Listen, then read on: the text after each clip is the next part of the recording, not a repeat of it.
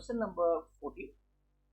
Three combinations of resistors are shown. The resistors are identical. Okay.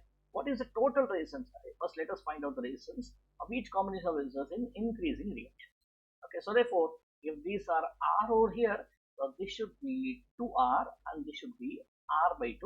Totally, this should be 2.5R. Okay, I'll write it as a decimal only because I'm not interested in getting the correct this one value, fractional value. I can get this one because I need to compare. And here similarly, if this is R, this is R and R.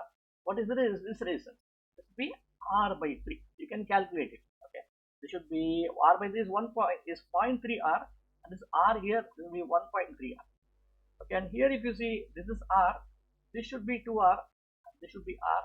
So therefore, this should be R plus 2R into R divided by 2R square.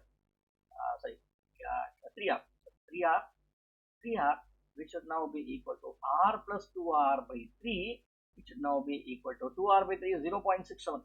0.6, 1 by 3 is 0.3, which means 2 into 0.3 is 0.6. 0.6R plus R is 1.6R. Now you need to write it in increasing sequence. So what is increasing here? See, 1.3 is lowest, then comes this one, then comes this one. So it should be the right order is QRP. QRP, where is QRP here? Let's look at this QRP. QRP is in P. Okay, that's right.